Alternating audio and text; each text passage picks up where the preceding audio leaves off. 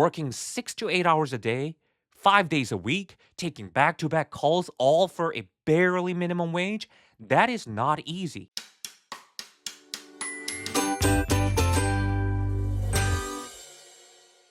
Hello, interpreters. This is Mason, the interpreter. 2 weeks ago, I was invited to the Interpreter Hub's podcast show run by Mark and Mateus. For those of you who don't know what Interpreter Hub does, they do many different things, including sending out a free newsletter packed with valuable information and motivating messages for interpreters, and they also post podcast videos on their YouTube channel. I will include the links in the description box below so you can check it out. Mark, Mateus, and I talked a lot about many different things, but I just wanted to make a separate video in my style and add some things that I didn't get to say because I just suck at talking in a live setting. If you are interested, you can always go on their channel and check out the full video. If you're ready, let's get started. The first question that I want to talk about in my video is the one from Mateus. Like Mason, one question for you. I watch your content. I've been watching you for some time now, and I wanted to understand, like, how do you see yourself? Do you see yourself more as an advocate that's there to help the interpreters, to defend the interpreters, or you think you're there just like a newspaper to inform the interpreters about what is going on with the market? How do you see your positioning with your YouTube content? Basically, Mateus was asking how I view myself in these YouTube videos I make. Am I an advocate who tries to speak on behalf of other interpreters? Or am I just delivering information in a neutral manner? I definitely had to give this some thought, although I think I pretty much said that if I had to choose, I wouldn't really consider myself a person who just delivers information, because in my head, that's kind of boring. If you have been watching my videos, I'm sure you have noticed that I always put my thoughts usually at the end of the video.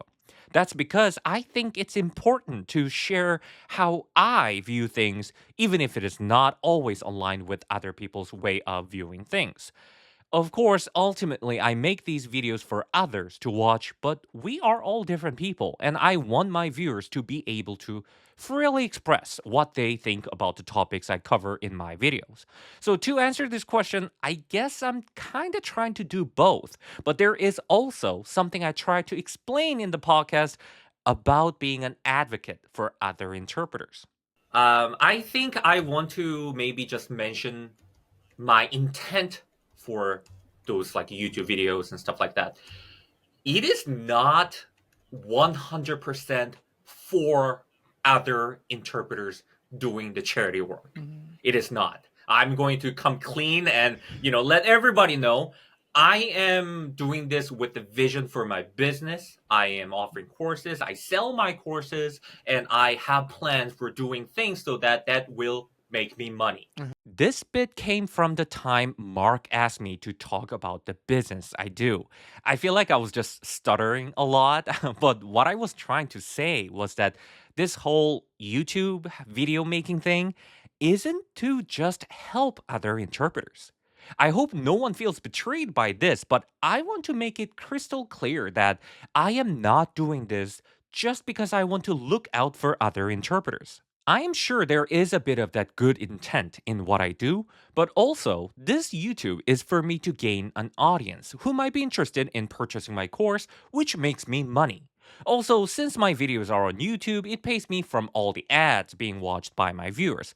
So this is all part of my work to grow my business. So I choose to share my knowledge or even just make entertaining videos that interpreters can enjoy, but in exchange, I can make more money than I do as an interpreter.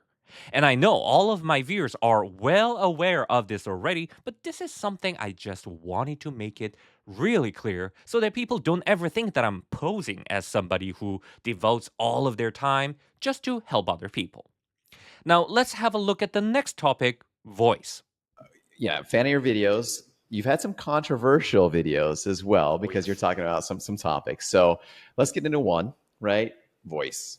Like, I'm sure you had to know that we were going to ask about this today, right? So give us brief summary of what happened with Voyce, 45 seconds or less, just the facts, and then we'll dive in, and we're going to ask some interesting questions. Go for it. Okay, I will keep it short. Voyce, now Equiti, used to be a good company. Whatever that means to you, to my belief, it was a good company. At some point, change in management, things happen, and they just started doing some, to my definition, a little sketchy things.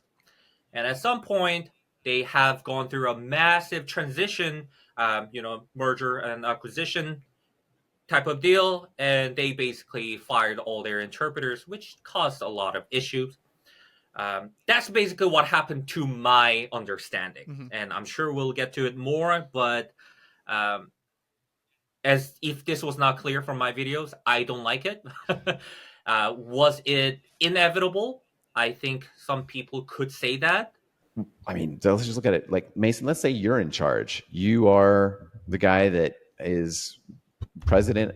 I have no idea who runs Equiti, but let's say you're the president of Equiti, right? What would you have done differently? Interesting question. The question from Mark was what I would have done differently if I were the person in charge of Voyce. And I will tell you right away, my answer was really disappointing because I didn't have any answer.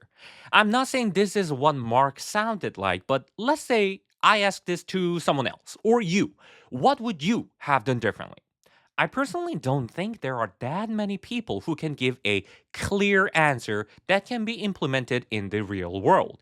And that's not because we're all dumb, it's because this isn't something that one person can single handedly decide. Even for the whole Voyce/Equiti situation, I'm certain that this wasn't a decision made by one person. Letting go of their entire pool of interpreters for the sake of company transition is not an one person decision. It most likely took many people who wrestled for days or weeks or months to figure out the most logical and profitable solution. Now, I'm sure Mark or any other experts who have decades of experience on the company side will naturally have a much deeper understanding than what I or many other interpreters have. That is just a fact. But just because I don't know enough about the language service business to offer anybody a solution, that doesn't necessarily mean I can't talk about this, right? Here is a silly example. Soccer is not very big here in Canada, but it is in Korea, and I know it is huge in many other countries. No matter how good your country or your favorite Premier League team is, I'm sure if you are a fan, you had moments like, oh, why didn't you pass the ball?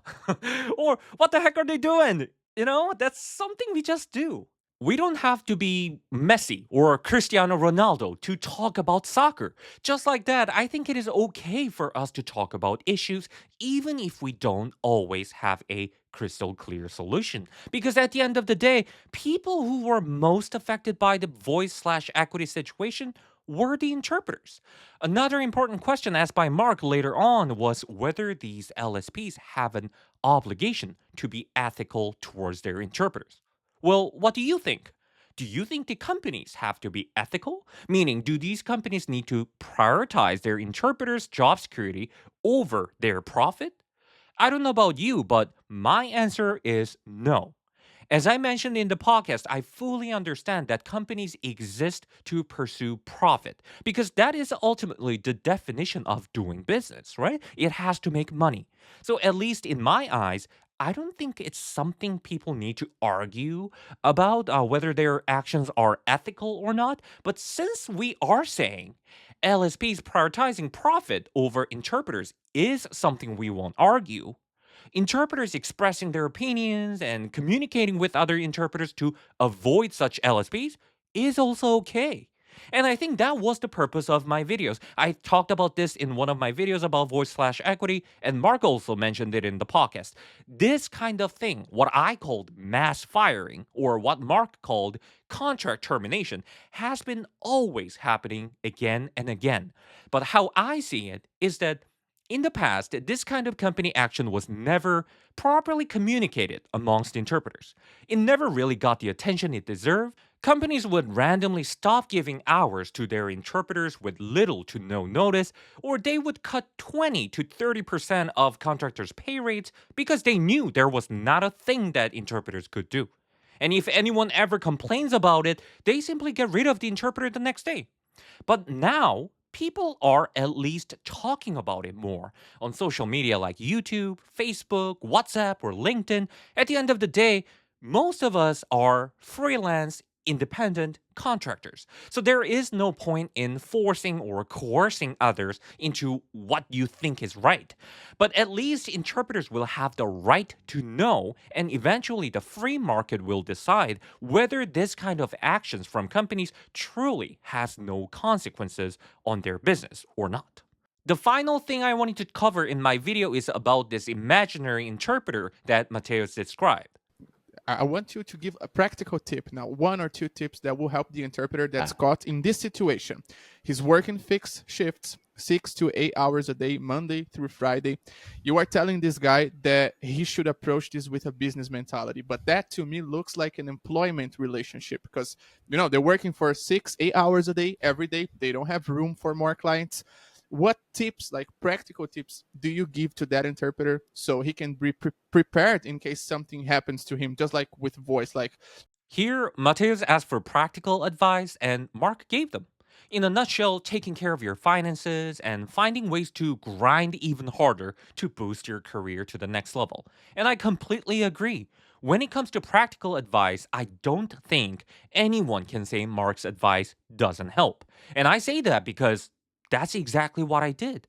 But because that is what I did, I also know working 6 to 8 hours a day, 5 days a week, taking back to back calls, all for a barely minimum wage, that is not easy. And I really hope people understand that this is not supposed to be easy.